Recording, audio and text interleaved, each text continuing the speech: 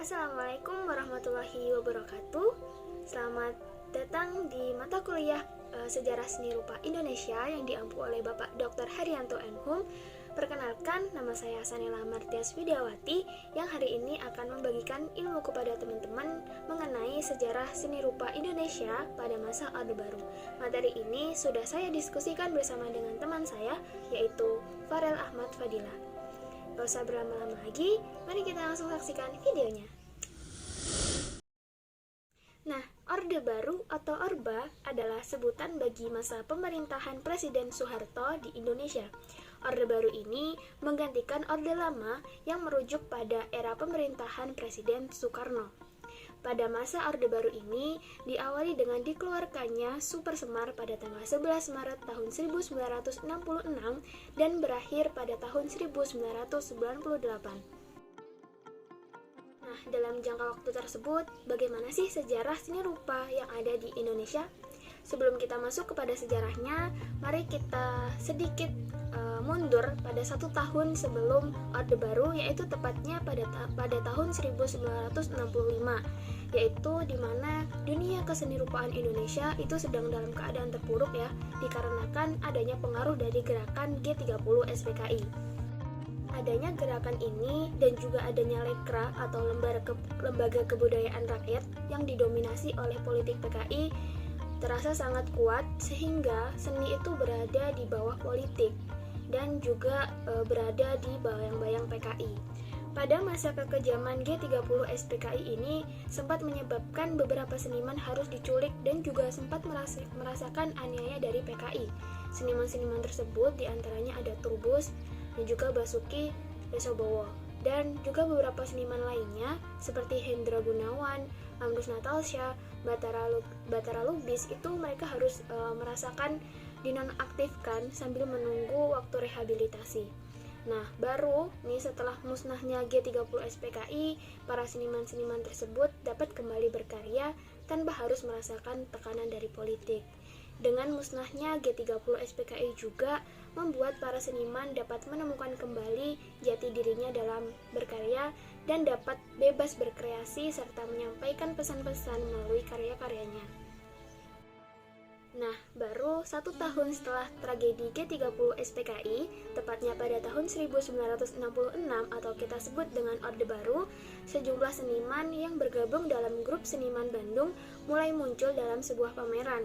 Pameran kebebasan yang diadakan di Jakarta ini diikuti oleh seniman-seniman seperti Ahmad Sadali, Bud Muchtar, Popo Iskandar, dan juga Sri Hadi Sudarsono. Pameran ini mendapatkan respon yang positif dari masyarakat, sehingga pada tahun 1968 diadakanlah Pesta Seni di Jakarta. Hal ini sangat merangsang para seniman lain untuk kemudian turut menciptakan pameran-pameran seni rupa. Buktinya, 1 tahun kemudian diadakan pula nih pameran bersama dari dosen-dosen dari Akademi Seni Rupa Indonesia atau ASRI. Kemudian memasuki tahun 1970, seni lukis kontemporer di Indonesia bisa dibilang sudah berjalan dengan sebagaimana mestinya. Artinya, kebebasan kreatif dalam berkarya sudah mulai muncul dan tidak lagi terbayang-bayang oleh politik. Penyelenggaraan pameran juga melaju lancar tanpa adanya sensor dari pihak manapun. Pada tahun 1970 ini juga, kemudian banyak sekali diadakan pameran-pameran tunggal maupun pameran akbar yang melibatkan seniman-seniman dari Jakarta, Bandung, Jogja, Bali, dan juga Surabaya. Setelah tahun 1980, kegiatan seni lukis Indonesia seperti menemukan momentumnya. Hal ini dipacu oleh beberapa faktor, seperti mulai adanya lingkungan dan dukungan yang semakin positif, kemudian mulai banyak sarana-prasarana berupa tempat dan sponsor yang kemudian mereka turut mendukung para seniman untuk melakukan pameran. Yang ketiga, mulai muncul kaum elit, dan yang terakhir, adanya sambutan hangat dari media massa seperti koran, majalah yang akhirnya tuh menyebabkan seniman jadi lebih semangat dalam berkarya dan membuat sebuah pameran.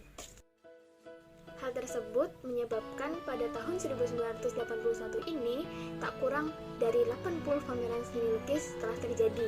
Tahun 1982 meningkat menjadi 100 dan pada tahun 1984 ada 135 pameran dan di tahun 1985 terjadi 160 pagelaran seni lukis. Kemudian pada sekitar tahun 1985 dunia seni lukis Indonesia menawarkan ide baru dalam manifestasi pengungkapan pesan dalam sebuah karya.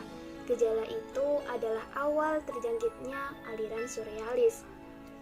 Berikut kumpulan karya-karya yang berhasil terdokumentasikan dalam masa Orde Baru.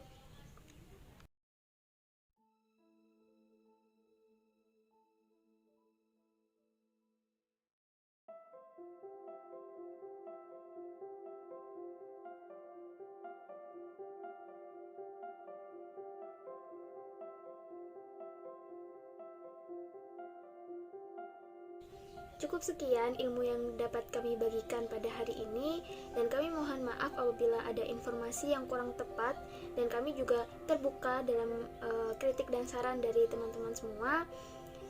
Kurang lebihnya mohon maaf. Wassalamualaikum warahmatullahi wabarakatuh.